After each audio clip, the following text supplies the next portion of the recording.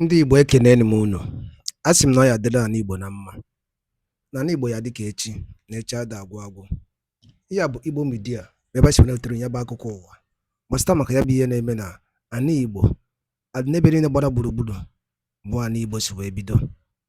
Dịka o si dị, ozi e wetara unu ụbọchị nke taa bụ ozi gbasịta maka mkpagbu a na-eme ndị Igbo and nnwere onwe a na-azụ n'ala Igbo, dịka unu si wee na-anụ ya n'ebe dị iche iche ka o si ada.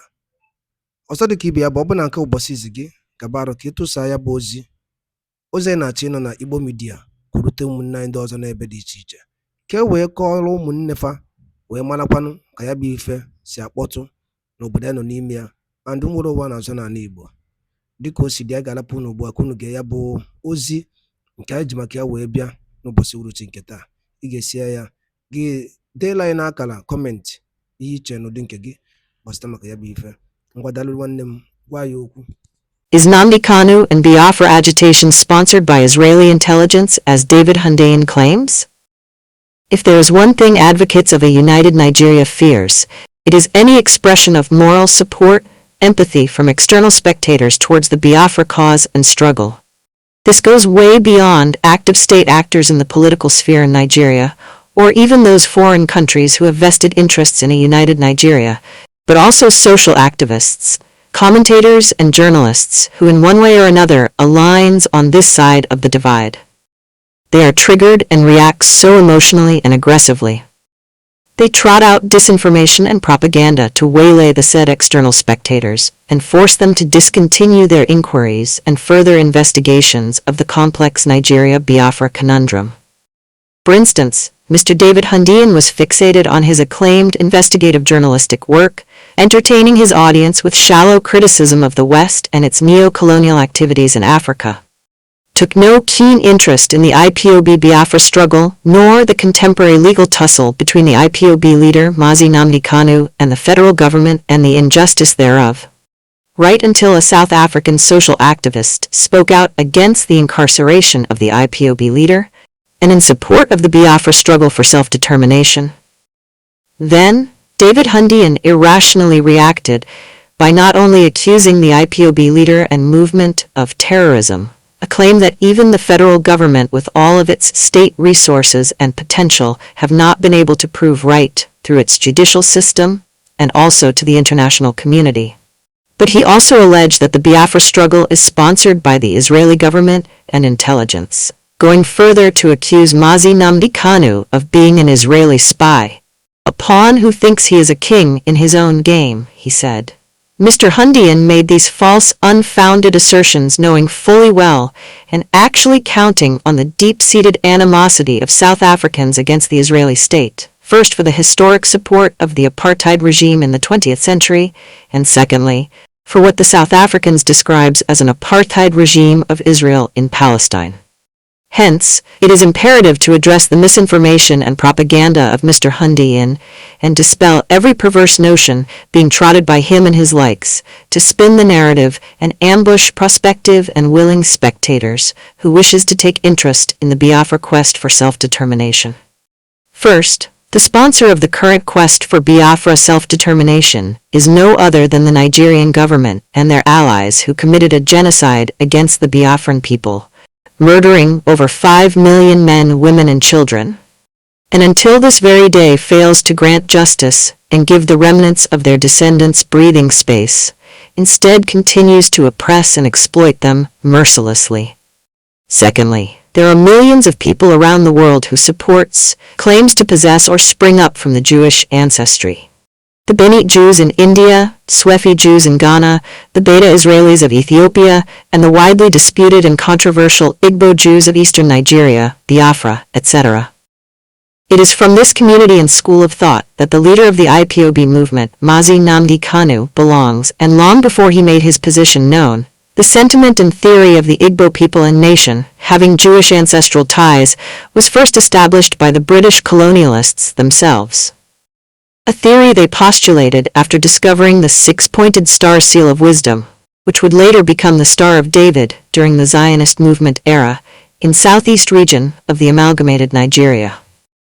Some IGBO anthropologists, researchers of the 20th century upheld this postulations and made further theory to support it.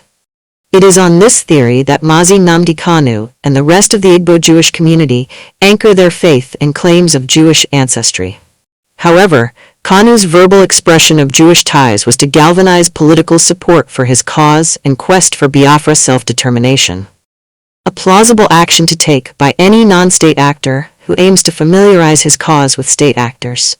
Kanu believed his faith and Jewish ancestry ties would be a relative reason to attract a timely Israeli response and support for the marginalized Biafrans in Nigeria. Unfortunately, it did not. In fact, IPOB senior officials familiar with the case have recounted that the Israelis has over time demonstrated that their national interests currently does not align nor permits for a prospective support towards the Biafra cause for self-determination, and hence cooperates more with the Nigerian government on a number of issues concerning the Biafra struggle. For example, when the Nigerian military tried to assassinate the IPOB leader back in 2017, the IPOB leader escaped and managed to make his way into Israel, seeking for political asylum. His requests were denied, and he was asked to leave the country as soon as possible. And even during his latest ordeal in Kenya 4 years ago, where he was kidnapped, tortured for 8 days, and eventually renditioned to Nigeria, IPOB senior officials uncovered that after serial investigations, it was ascertained that the entire Western intelligence agency network, including the Israeli Mossad station in Kenya, the largest on the African continent, had profound knowledge of the clandestine ops and ultimately gave their blessings with a resounding silence. Contrary to the false accusations of Mr. Hundeyin, it is his government and top political, military elites whom are deeply involved and cooperates fantastically with the Israelis. The very seat of power in Nigeria, ASO Rock, was constructed by top Israeli intelligence scientists and technicians. Till today, Israel continues to cooperate with Nigeria in the military sphere, and otherwise, while Nigeria vetoes and allegedly frustrates South Africa's efforts to kick out Israel as an observing member of the African Union. Make no mistakes, it is needless to deny that political interests sometimes aligns and at some point falls apart. Russia is today recultivating its moribund relationship with the United States under Trump's administration. Even Russia, who opposes Israeli war in Gaza and Palestine, is to some extent cooperating with Israelis in Syria in defense of the Druze and Christian communities there. Thus, if in the future, Biafra or the proponents of the Biafra struggle ends up establishing a relationship with the Israelis in advancement of the Biafra cause for self-determination or nation respectively, it is not because they seek to destabilize anyone or inherit political enemies and vendetta, rather to defend the lives, properties, interests, and freedom of the Biafran people and region. And this applies not only to the Israelis but to every nation or country who familiarizes and finds the Biafra nation's cause and interest aligning with their own respective national interests. The United States has predicted the possible demise of the Nigerian state by 2030. A credible theory Mr. Hundeyin is well aware of. For clarity's sake, the systematic collapse of the Nigerian state is not as a result of any agitation or external sabotage, but rather due to accumulated consequences of unpatriotic actions and inactions of the Nigerian political class. The likes of IPOB and every other agitating group, even foreign state actors, will only be there to take advantage of this inevitable eventuality. And to make matters worse for Mr. Hundeyin and his ilk, Russia will not intervene in the event of a collapse of Nigeria, if not for any other reason, but for the simple reason that they would be in defense and plea of the nascent alliance of Sahel states, AES in French, who views Nigeria as her number one enemy, for being the launch pad for Western intimidating and imperialistic agenda in West Africa. Mr. David Hundeyin should get ready to lick his wounds, because it will be terribly sore. Family Writers Press International. Ngwanụ daalụ niile nụ ụmụnne m dịka unu si na-esoro anyị n'Igbo Media. Gịnị ka unu nwere ikwu na nkọwa nke unu gbasara maka ihe unu nọ n'iru akwụkwọ n'ụbọchị uhuruchi nke taa? Gwa anyị ife iche n'ụdị nke gị, deela ya n'akara kọmentị ka mara ihe i chere, ma chetakwa tụsaa ya bụ ozi ka o werete ụmụnne anyị ndị ọzọ ntị. Ndewo na ụmụnne m, ka emesịa nụ.